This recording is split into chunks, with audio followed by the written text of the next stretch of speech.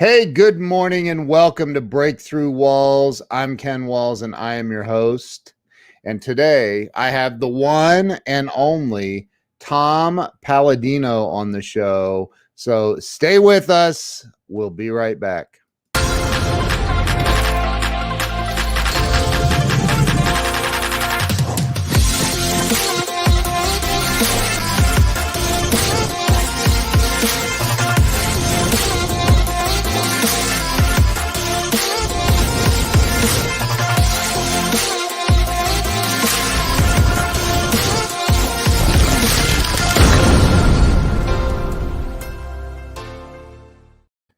And we're back. Let me bring Tom on. Tom, did I say your last name properly? You did. Your diction is excellent. Oh, Lord have mercy. We have Larry Schneider on with us this morning. We'll have a bunch of other people jumping on. So, Tom, I started this show. It's literally almost exactly 3 years ago. I've interviewed over 350 celebrities and entrepreneurs, and this is about, helping people have a breakthrough in life, hence the name Breakthrough Walls. So, I like to always start with where you were born and raised. Why don't we start there? Sure. Thanks for the invite once again, Ken. Yeah, thanks. Born and raised in New Rochelle, New York, and I've lost my accent. At least people tell me I have. I had two great Christian parents, and God bless them for putting up with me. And I've had what I consider a really favorable life. I'm blessed. That's awesome.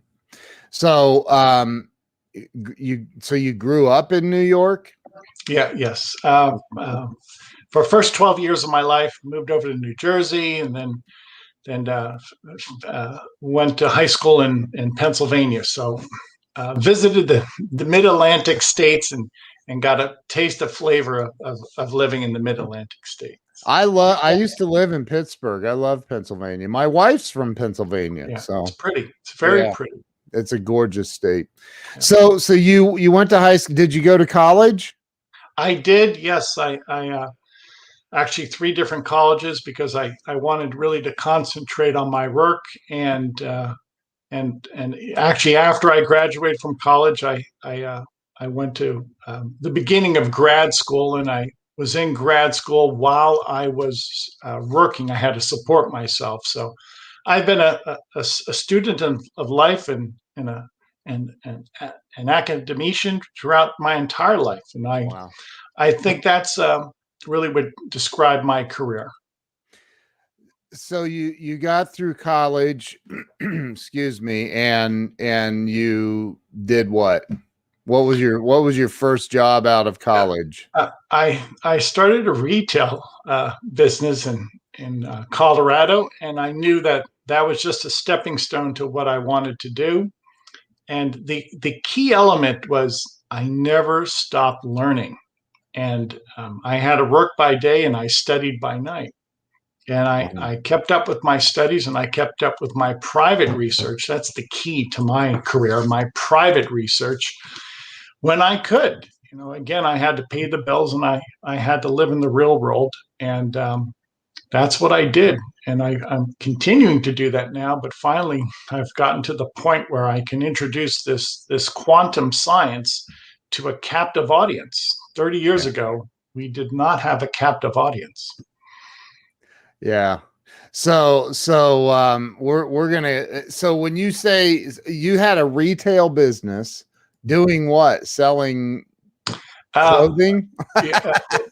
It was an interior design shop. Yeah, nice. Interior design shop, and I really enjoyed that. And it was I really immersed myself in that line of work. But that was for 8-9 years, and then I knew that it was time to move into something else. Yeah. So you had this, but you said you kept studying, doing your personal, what'd you call it? Personal research? Quantum research, or what some people will call Tesla energy research. I am per se a scalar light researcher. I do not work with electricity or magnetism. I work with a different dimension. the scalar energy dimension, and we'll delve into that today. Well, I'm a huge fan of probably my number one spiritual teacher that I've studied is Dr. Wayne Dyer.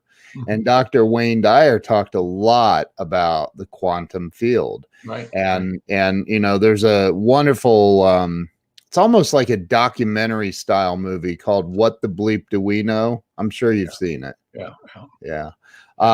And so I truly believe that what Einstein said, everything is energy in motion. Yes. And so I'm excited to delve into this with you. I'm nowhere near your level, but I find this to be a very interesting topic. And that's probably why I told those folks, whoever, yeah, heck yeah, let's have him on. So you had a retail bit. So you moved to Colorado from New York. That had to be a shocking and environmental change. It was, but I liked everywhere where I lived. And why did I like Colorado? It gave me time, obviously, to build my business, but it gave me time to study. Okay. Yeah. It gave me the time to concentrate, and that's what I really wanted. I'm not what you would consider to be a socialite. I'm not.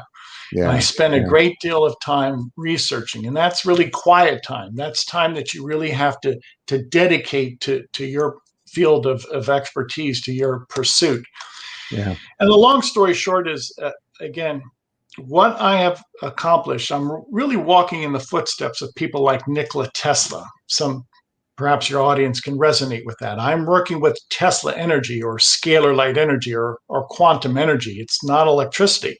Right. And because it's such a narrow focus, you have to really engage in private research. I don't know of any college or university that has an active curriculum in scalar energy research. Why? Because it's brand new. It's groundbreaking research. So in many ways, again, I consider myself a pioneer. And if you follow that route, that trajectory, that's fine. But you have to realize there's not many people you can depend upon. So I depend upon God, obviously, and I depend upon these other researchers who are scalar light researchers. But it's still not what I consider to be a common practice. What does scalar light mean? And I'm going to give you full stage, by the way, full screen. Sure. I'm still here, but explain what scalar light is. Sure. There are two dimensions in the world, two dimensions, and a scalar light dimension is a dimension that is outside of the electromagnetic spectrum. And what do I mean by that? Well, electricity and magnetism is very real. It's true and accurate. Yes, there is an electromagnetic spectrum. When I'm working in a scalar energy spectrum, it's a different dimension. It's not of the electromagnetic spectrum. So I'm working with energy, scalar energy, and what's unique about it, it doesn't experience entropy. There's no die-off to the signal. What do I mean by that? Well, with electricity and magnetism, it attenuates over the distance. It will fall off or degrade, or the signal will decay. Now, to the contrary, when I'm working with a scalar signal, it's perpetual. It's negentropy. It does not experience any die-off, any degradation of its signal. The signal does not experience diminution. So what is my point? We have now tapped into the quantum field that is eternal energy, infinite energy. Okay. If you're throwing a baseball in an electromagnetic paradigm, that baseball has a certain trajectory and then it dies. Okay. That baseball does not propagate itself. If you throw a baseball, so to speak, in a scalar energy paradigm, that baseball just continues to travel throughout eternity. It never stops. What am I saying? Scalar energy is the perpetual energy. Where does it originate? The sun, the stars. Wow. The sun and the stars. Yeah. That's so is it light?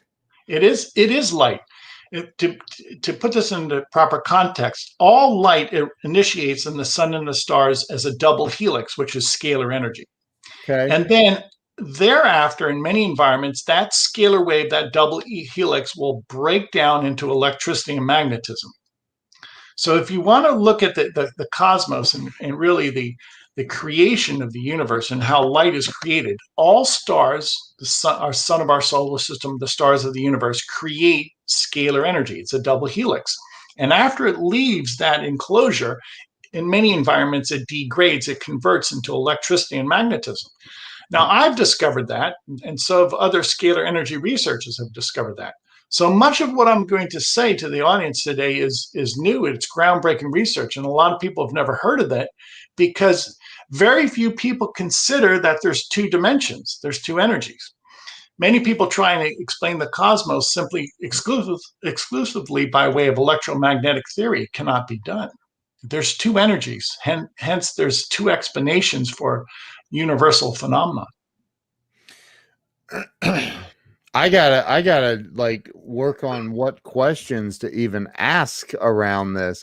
So are you referring to, or are they the same as like a spiritual energy? Yes, it's non-physical. Very good, Ken. It's a spiritual energy. Now, from my Christian background, I really consider it the essence of God, the presence of the Holy Spirit. And to those who have a Christian background, it might be considered to be similar to the Ark of the Covenant. If you read about this energy of the Ark of the Covenant, it did not exhibit electromagnetic behavior. So I believe the Ark of the Covenant was a scalar energy vessel. And that's what I've tapped into. I'm not working with electricity. I'm working with this omnipresence. And this omnipresence is eternal. So if I'm working with this type of energy that's eternal, well, then it's quite different. It's not what we would consider electricity or magnetism. Now, I've developed scalar energy instruments that control this paradigm. Okay, these are not electrical instruments; these are scalar energy instruments. And I've worked according to the plans of Nikola Tesla and Galen Hieronymus. Those are two of the men that created or had functioning scalar energy instruments.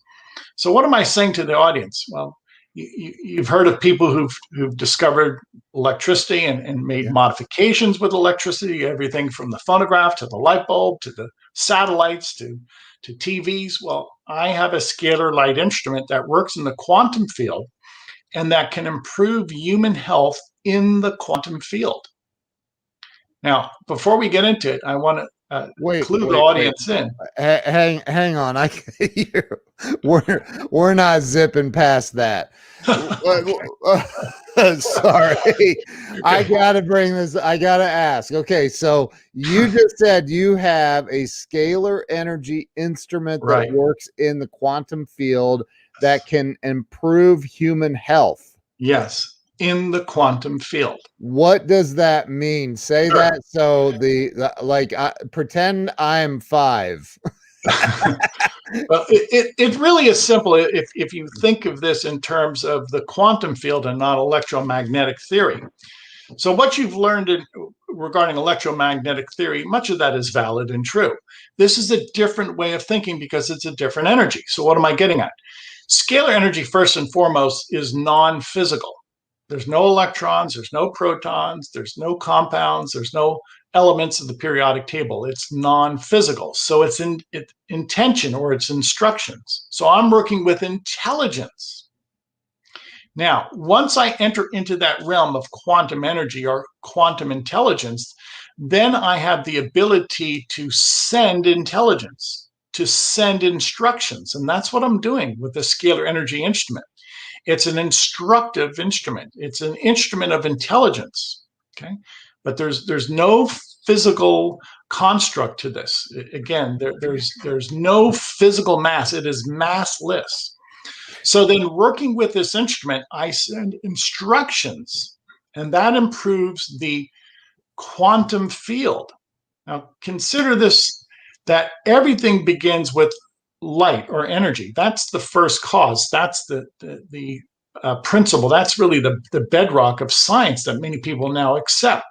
Nothing precedes these instructions: energy, light. And that energy is always instructive. Okay. Yes, it's fire and heat. Yes, it's light.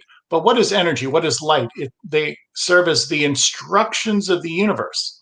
So the analogy I always give to people is, well, before you build a home or a factory, you have architectural plans, which are instructions. And then you go to build the actual factory or home or church or whatnot. So I have the architectural plans, so to speak, of the universe. When you have a quantum instrument, you're controlling the instructions of the universe. And everything follows therefrom. In other words, first you start with the instructions, the intelligence, and then and only then will you have physical manifestation. Okay. So what's my point? If you have a, say, molecular form, that molecule is held together by non-physical bonds. Okay. Whether Energy. it's energy, very good. And that's what I'm able to do with my instrument. I'm able to instruct atomic and molecular bonds that are non-physical. I don't So work with now you're talking and I don't, if I say this wrong, just gently correct me, but you're talking like positive and negative proton energy. No? somewhat, but again, we're not working with protons because a proton actually has mass. The electron has mass. If this is a proton and an electron, and one is circling the other, right? Okay, go ahead. Show me again. If this is the proton, and according to atomic theory, the electrons are circling. Yeah. The protons and the neutrons. All of that has mass. Okay? An electron has some type of mass. A proton has mass. Okay. It's not the proton and electron we're working with. It's the intelligence between the proton and the electron. The intelligence. Also known as God. Yes, exactly. Okay. I heard somebody, I don't even remember where it was. This was just a couple nights ago. Yes. I heard somebody talking about the Big Bang Theory. And I'm like, dude, how can anybody believe? How is it possible to believe that in the Big Bang Theory? No, you wouldn't build a building or a factory by exploding building materials, would you? No. Every home that I've seen, when you deliver the building materials, there's an intelligence to erect the building materials. I've never been at a construction site where they would deliver a pallet of building materials and then explode it, and somehow it would form a building. It takes intelligent energy to build something. Right. And that's what I have. And you get it. You hit the nail on the head. I have the intelligence of the universe. A scalar energy instrument controls the intelligence. It's non-physical. It controls the intelligence. It is the intelligence. Wow. So scalar energy is the intelligence of the universe. And I have an instrument that harnesses that intelligence. Wow. Now, do you see how important that is, Ken? In other words, I am now in the driver's seat, so to speak, of nature, not only physical nature, but thought, human thought, emotions, etc. So a scalar energy instrument will go down in history as being the cause, okay, the ability to control the cause of nature.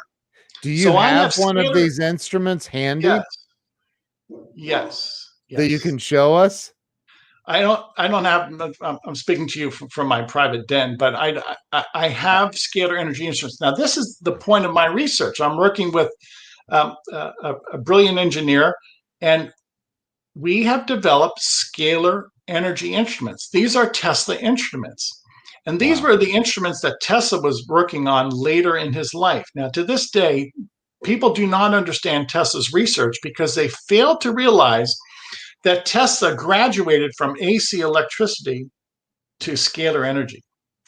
Scalar energy it's a different principles, there are different laws that undergird this science. It's not electricity, it does not behave like electricity.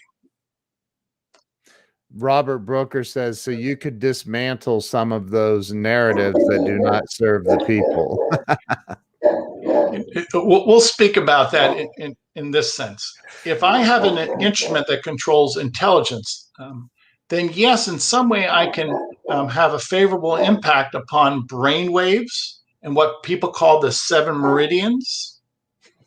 Many people that I work with tell me that their dream state is enhanced, or that when working with them, they say that they have greater mental clarity. Now, I want to make this clear to the audience. I do not in any way have any physical contact with anybody. I'm working by way of this transmission of energy, non-physical energy.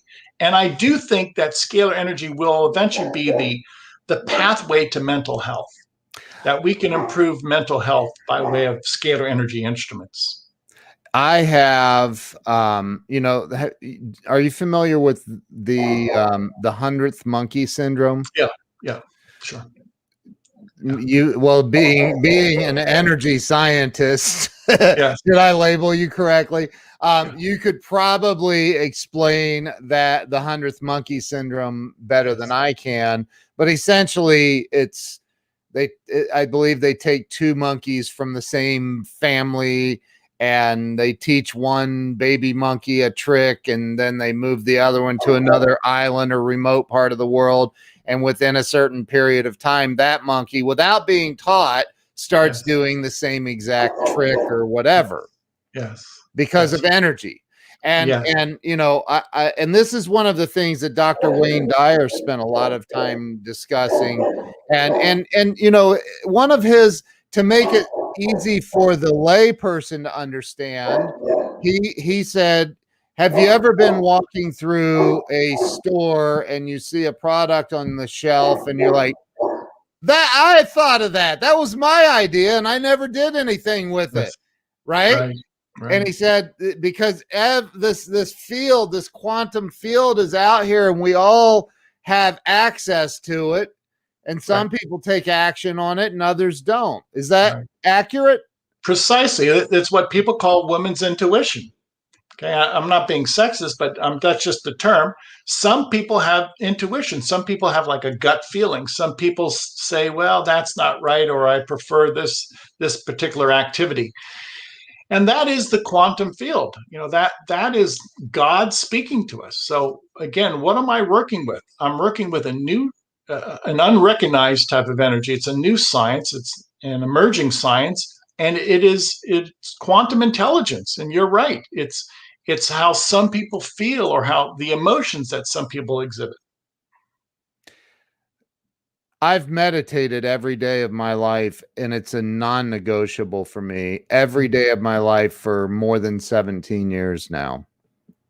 And I truly believe that I'm able to tap into this field that you're like. Now it's becoming more and more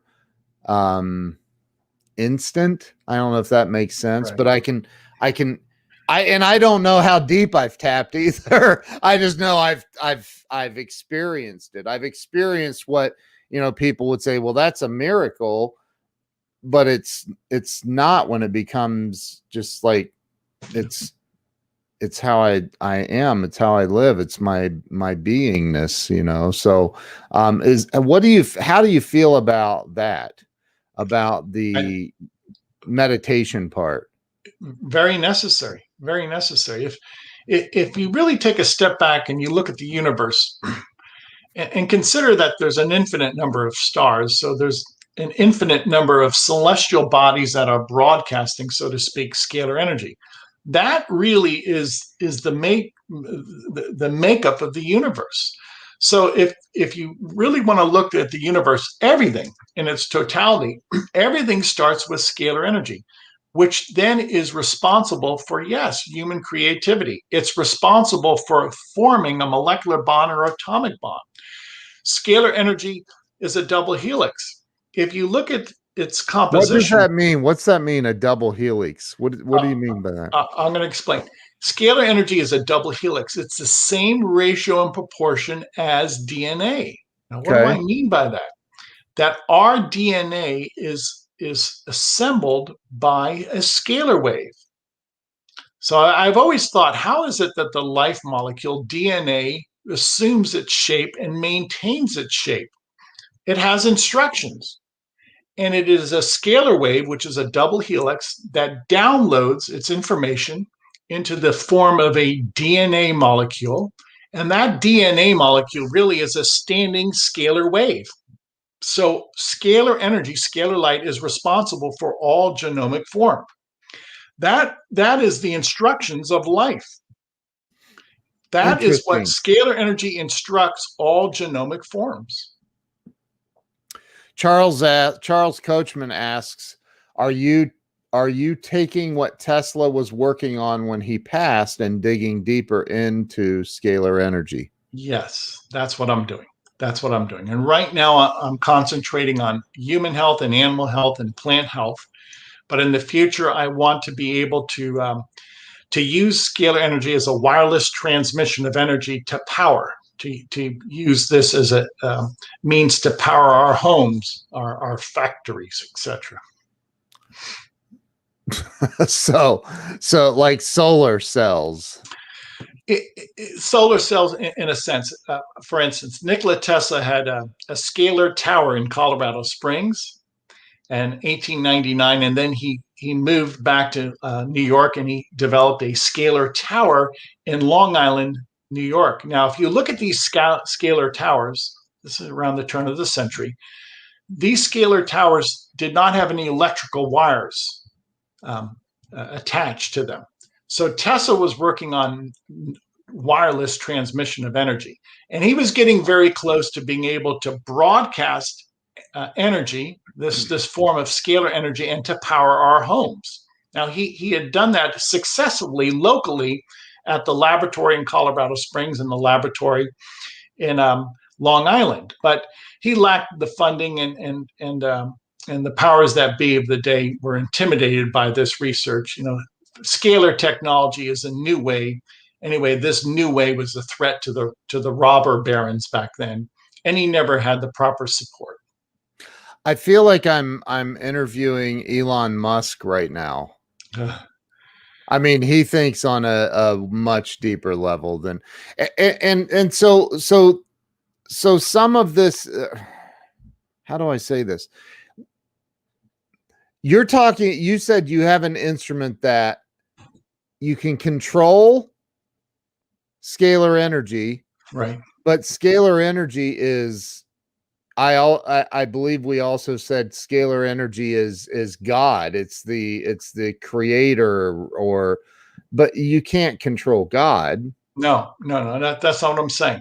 Okay. I'm saying if we can overcome gravity in some sense, then we are controlling, or at least we're subduing, so to speak, gravity. Does that mean we control God? No, we're controlling gravity that God created. Got it. So what is my point? When I work with scalar energy, it's a superior type of energy. To be blunt with you, electricity and magnetism is okay, but it's passé, and it doesn't afford mastery over nature. Okay, so with electromagnetic energy, you have indirect or oblique control over nature. To the contrary, with scalar energy, you have direct control, consummate control over nature. So what we're trying to do with electromagnetic inventions, we're controlling nature. When you get in a car, okay, you overcome a distance, or you overcome gravity. The work function of a car is to transport you. Right. Now, there have been scientists who have created scalar energy anti-gravity machines that have been able to propel themselves propulsion of, say, 500 miles per hour, 600 miles per hour, and do that without consuming any fuel. You simply negate gravity. So what would you, in the future, what would you rather do? Would you rather drive a car that consumes fuel, or ride in an anti-gravity platform that does not consume fuel, that does not pollute, and it's entirely safe, and that you can experience a propulsion of hundreds of miles an hour in this, if you will, local environment of scalar energy? This is the world that I envision. Wow. That's deep. That's really, really deep. So in other words, when you get in a car and you're driving down the highway, you still have to negotiate the highway. Yes. You still are on the ground. Yep. So there are certain parameters that you have to follow, such as a speed limit. Now, if you're hovering in an anti-gravity flying platform, okay, and there's no threat of collision because you're in an anti-gravity environment, well, you can propel yourself. Your propulsion could be 200-300 miles per hour, and you do not consume any fuel. And there's no resistance. There's exactly zero. Yeah, there was a great scientist, Viktor Grebennikov, and he developed anti-gravity platforms, scalar energy platforms. And when he was propelling himself, so to speak, through the atmosphere, he did not have any G forces. Right. His hair would not even ruffle because he was in a perfect cocoon of scalar energy. Wow. Have you talked to Elon about this?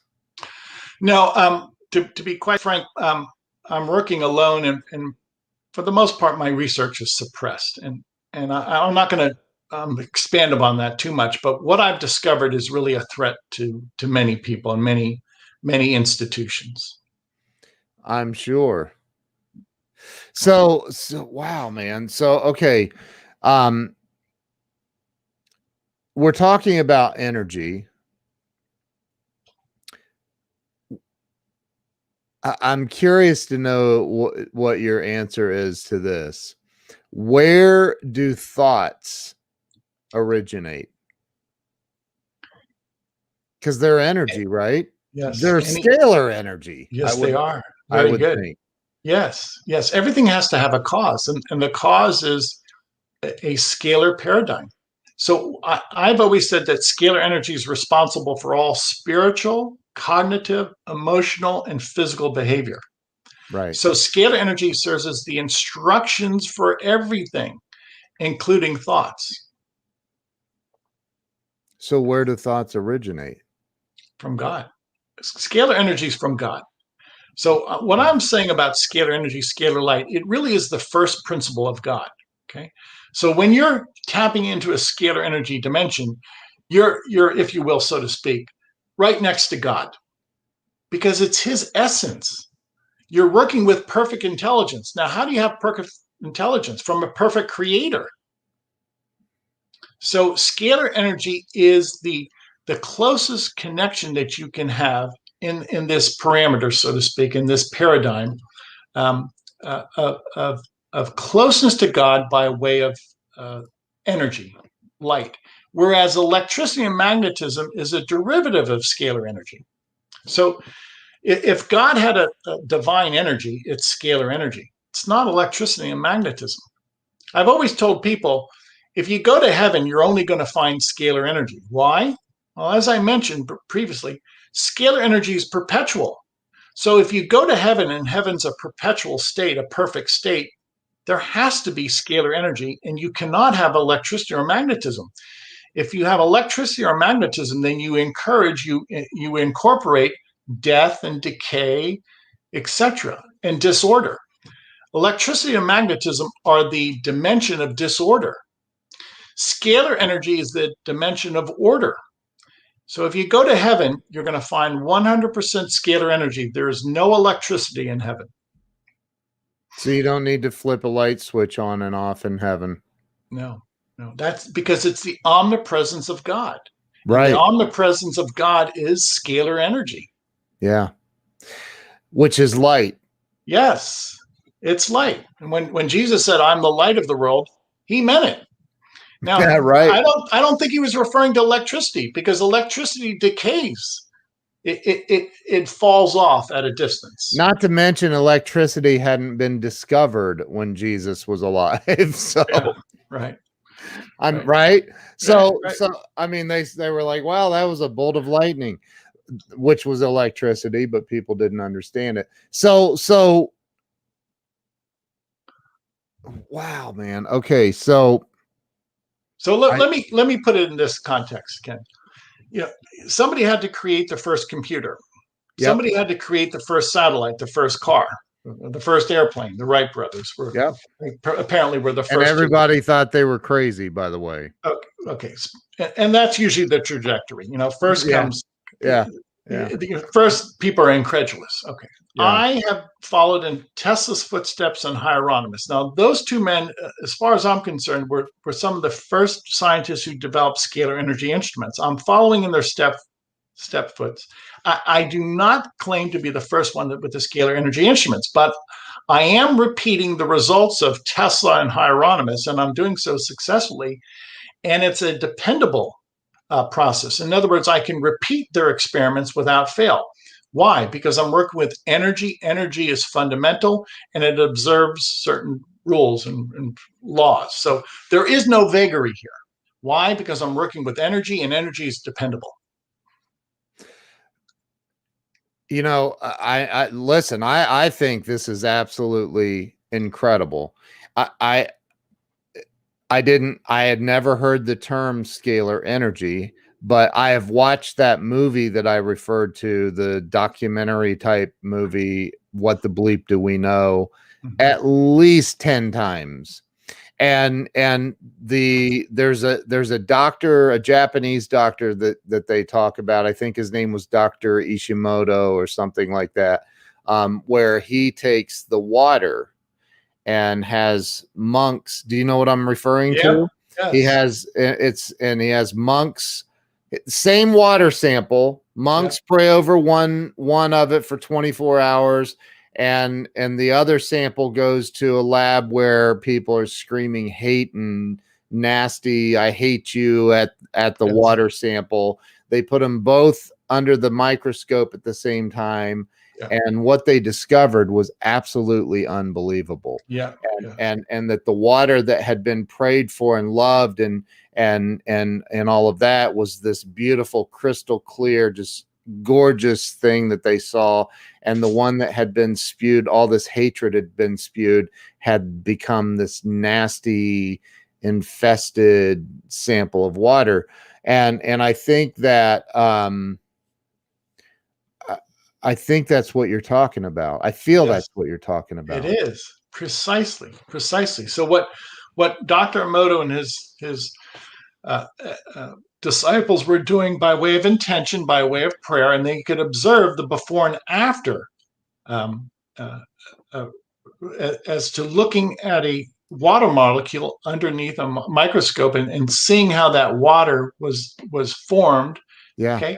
It was very picturesque. It was very beautiful when you were imparting a sound, if you will, or healthful idea to that water. When you were imparting hatred or some calumny, well, that water looked disordered. It looked really almost to the point of being chaotic, showing the difference between a positive thought bringing about order, or something that would be very negative or very hurtful, bringing about a very a grotesque looking water sample. So, but we still have free will. And we still can take responsibility for the energy that we are emitting.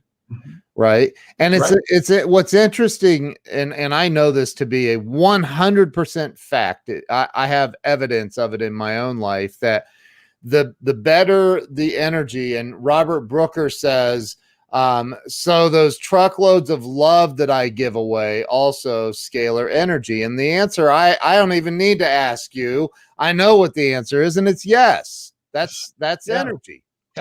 What you have many health coaches, you have many people involved in psychology and trying to promote this sense of well-being, mental, physical, spiritual well-being. All of that's very positive because they're projecting scalar energy in that positive vein. And this is what Dr. Emoto appreciated, that positive projection of scalar energy into a water could be viewed under a microscope, and you could see beauty, you could see order. Now, to the contrary, to project negativity or hatred into this body of water, once observed under a microscope, you would see these grotesque formations. Right. So it's really simple. You have two choices: be happy or be miserable. And the outcome is there. And many people have heard this expression: you are what you think. You're right.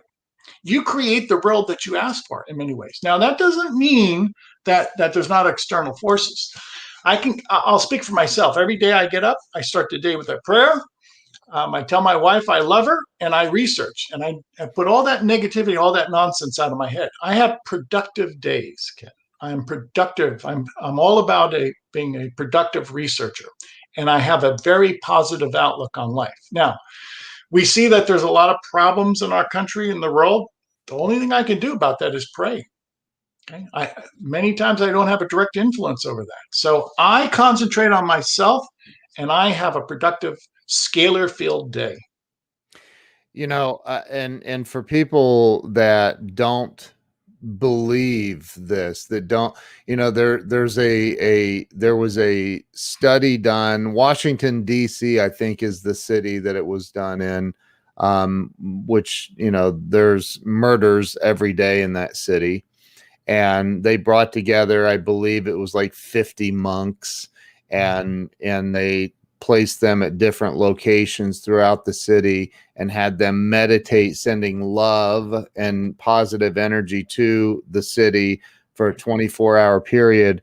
And the crime and murder rate went down in a 24-hour period. It went down like, I forget what the percent, something like 70% or something, right?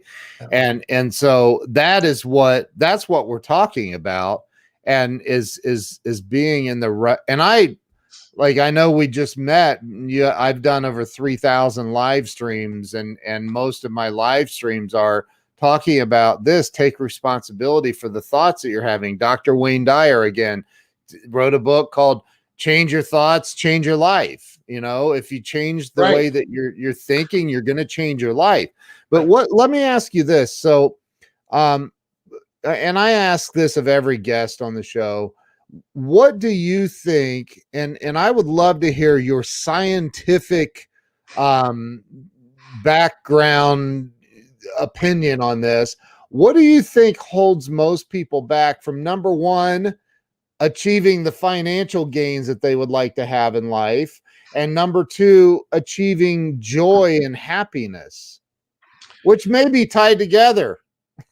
They might be. Okay. There's always external factors, so we cannot control the external factors. But I would say this in general: surround yourself with good people, and people who are like-minded, and people who want to work with you, and people who want to help you achieve your goals. Okay? I've got a great wife, and she's fully supportive of my research. Now, imagine if I was from a divided home and my wife did not appreciate my research. Well, it'd make it a lot tougher for me. So be positive, pray a lot, depend upon God and family, by all means, and surround yourself with people who are like-minded and who have a similar desire. Their goals are similar to you. Wow. That's it. Yeah. Very simple. It's very simple. The formula what's always holding works. people back in life is going to be typically who they're surrounded by, or their negative thoughts, or their lack of appreciation. I've always said this: people have incredible talent.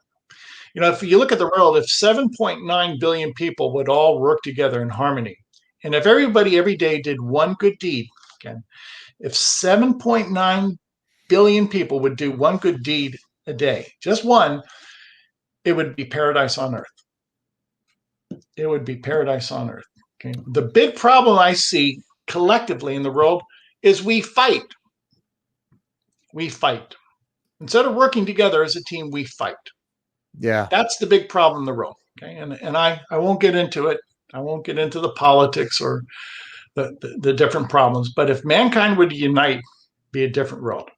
The big problem in the world is we're divided. We fight. That's the problem. Yeah. And it takes, it's like Grant Cardone says, it takes two parties to be in disagreement to have an argument. Mm-hmm. If one party would just agree, the argument's over. Yeah. Yeah. And so much time and effort is wasted in trying to reconcile this. You either agree, you don't agree. If you don't agree with somebody, I could appreciate that. Just move on. Don't, as they say, don't beat this into the ground. For what reason? Honey, you're right. Yeah. The key to any successful marriage. Right? Just Yeah, say, honey, you're I right. defer to my wife a great deal, and I'll tell you Yeah. why. First and foremost, because I love her, but she's a smart woman, and Yeah. you know, no two people think identically, but nonetheless, you realize if you give somebody free reign, and as long as they're logical. My wife is in agreement with me, which is rare.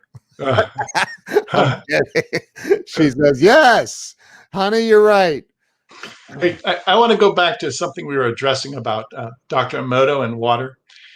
And this appeared to me as to one great example as to the infinite capability of scalar energy. Well, if you look at snowflakes, every snowflake is unique. It has a unique geometry. Snowflakes are hexagonal. It's a six-sided hexagon. Yeah. But if you put a snowflake under a microscope, every snowflake is unique. Why? Well, because while it's forming in the atmosphere, it's scalar energy imparting instructions, intelligence. So if you have a near infinite number of snowflakes and every snowflake is unique, then you have to have a near infinite number of scalar instructions imparting that geometry on each snowflake. So what's my point?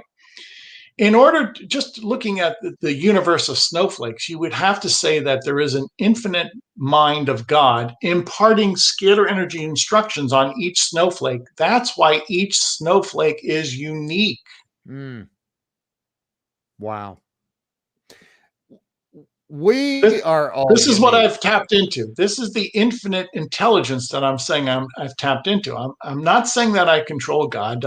God is the Right. supreme being, but God allows me to work within His dominion. The dominion of God is scalar energy, or the breath of the Holy Spirit, or what some people call 0 point energy, the quantum field.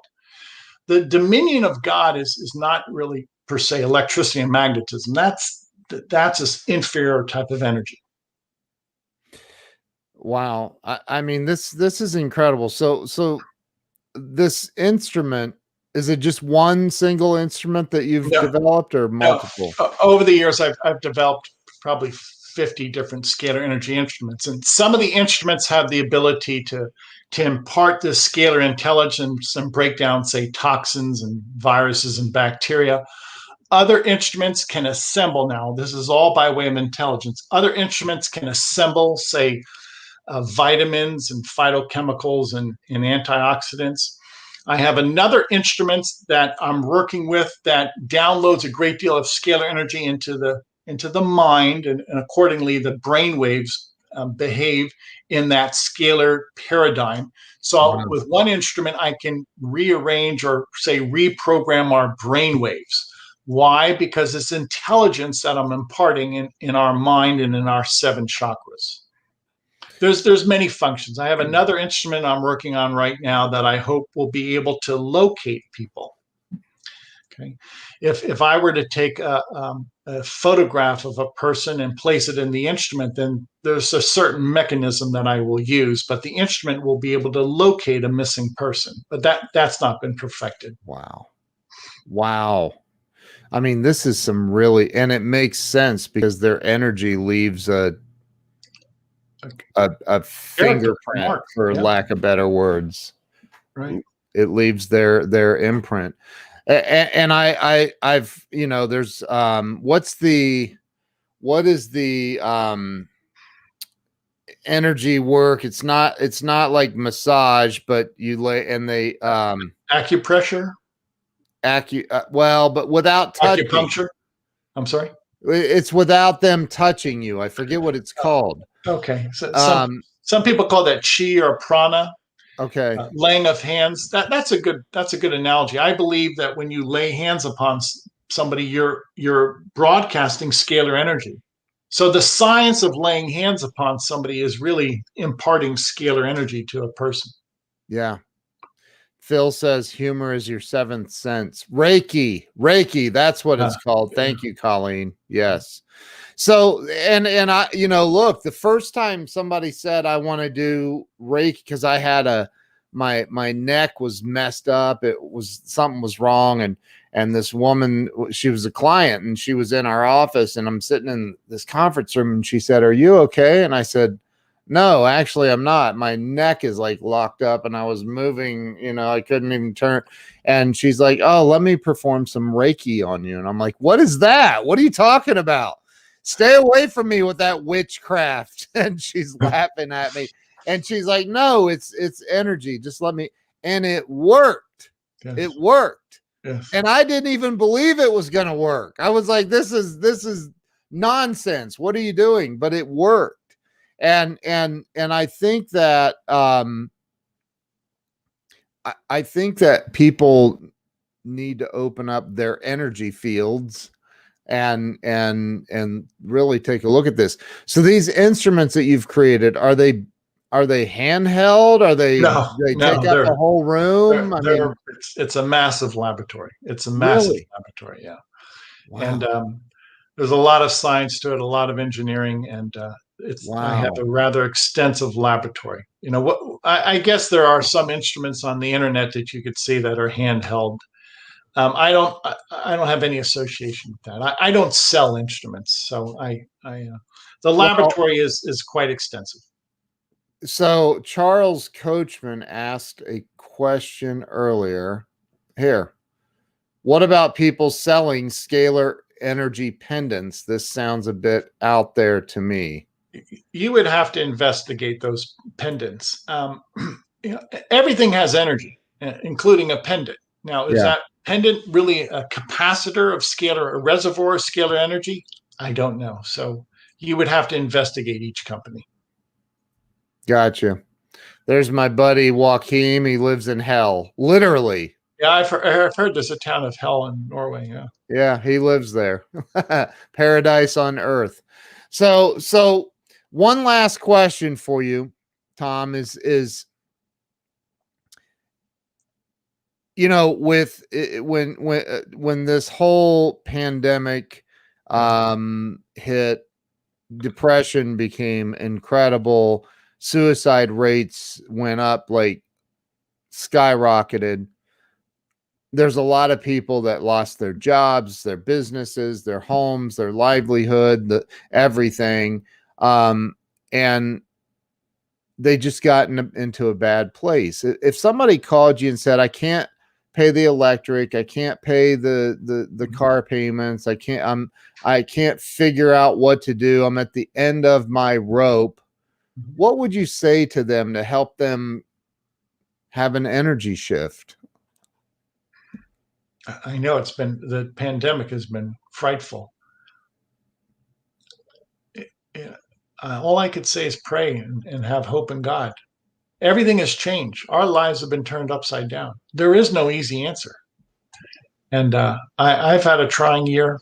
2020 was a year of many trials and tribulations, but let's hope it gets better. But I was likewise in that boat. Many people suffered. I am one of them, and I just pray to God that things get better. I hope the world has learned something from this pandemic. Wow. Where can people follow you? You said something to me early on that there's you offer some kind of a free something. You're not selling anything. And I said, "Dude, feel free to sell. I don't care." But the website is scalarlight.com, SCALAR, scalarlight.com. When people contact us on the homepage, we will work with you and your family and your pets free of charge. You send us your photograph. Now, let me do this for the audience. We work with you remotely by way of a photograph. You're going to send me your photograph, and I work with your quantum field, your intelligence field on your photograph. Wow. And what we offer on the website are three functions. We're able to break down toxins and pathogens, germs that are detected on your photograph. We're able to balance your brain waves or your 7 meridians, your chakras, and we're able to assemble now micronutrients. Okay, we do all of this by way of your photograph. So I again work in the non-physical paradigm of scalar energy. There is no physical manifestation in scalar energy. It is entirely non-physical. So I access your quantum dimension by way of your photograph. And we do indeed perform those three functions, a pathogenic cleanse, a chakra balancing, and a nutrient therapy. That's absolutely mind-blowing. What about the people that think you're crazy? Now, after they look at my results and they look at the websites and they see 3,000 testimonies, and they realize that I'm working in the footsteps of Tesla, and that my predecessor Hieronymus was awarded a U.S., a Canadian, and a British patent for his instrument, and I'm working within that vein, working with these patented instruments that I've modified. That's the science behind it, and the science is incontrovertible. I freaking love it. I love this. This here, my wife has probably the most important question of the day. No. I've not developed scalar energy instruments that can address cancer. I cannot address cancer. I hope to in the future. I can, through the quantum field, I can what I call eradicate the molecular bonds of viruses, bacteria, fungi. We've been working with a HIV/AIDS clinic in Delhi, India, and people send me their photograph. And after we work with their photograph, okay, again, this is all done remotely. Many of these people at this HIV/AIDS clinic have reported that they no longer have any viral load for HIV. Wow. So what I'm doing is by way, once again, of a photograph of people, and I'm accessing their quantum field. And in so doing, I'm able to address the molecular bonds in the quantum field of various viruses, bacteria, fungi. What about Parkinson's? Parkinson's, I don't have the answer for Parkinson's, but consider this. There are many spirochetes and viruses that find their way past the blood-brain barrier. And I have shown with this quantum field that I can negate the molecular bonds of viruses and spirochetes. So what will that mean to people? Well, hopefully if we can disassemble what I consider the molecular bonds of these harmful pathogens, that will lead to a sound health, if you will. I'm not saying it's going to be the cure for Parkinson's, though. Right. So if I could get you a meeting with Elon, would you be open to that? I'm open to meeting anybody in the world. Anybody in the world. Now, it's not that I hide. My research is just poorly understood. Right. And even though I try and promulgate what I'm doing, thank you again for this platform, Ken. Yeah. It nonetheless, it takes a lot of time to consider what I'm saying and to realize that there's two energies, and that hence there's two explanations for reality. And this new explanation, this new paradigm, scalar energy, is not broadly accepted. So I'm not complaining. This is just the way it is. It takes time to understand and embrace this. Once you understand that I have now, so to speak, an emerging science, a new science that beckons, and that this new science is quite superior to the previous way of doing things, the electromagnetic grid, our previous way of thinking about reality. That scalar energy as a technology will someday be embraced, and it will be heralded throughout the world. I didn't even think to ask this until just now, and I know we're ending the interview, but I want to ask this question. What in the world got you so obsessively interested in this? I mean, were you electrocuted as a small child? I was, let me just say I was unique. Okay. As a youngster, I was reading about Tesla. Anything I could gain my hands on, I was reading about Nikola Tesla. Wow. And what is even furthermore unique and I think exceptional is I understood what he was doing. That's incredible. I understood, it's a gift from God. I understood that, the first time I looked at his towers, I said, those aren't electrical towers. Those are scalar towers. The first thing that occurred to me is that there's no wires. There's no substation. Where is he getting the energy? from the stars. That's what a Tesla tower does. It marshals the energy from the stars. So then Tesla wanted to broadcast star energy to the world and power the world with star energy. I knew that as a kid. You know, that's my gift of mysticism. Nobody had to teach me that. God taught me that. That's incredible, dude. Absolutely amazing. Yeah, it's a gift from God. I love what you're doing. I think a lot of people love what you're doing. My wife included.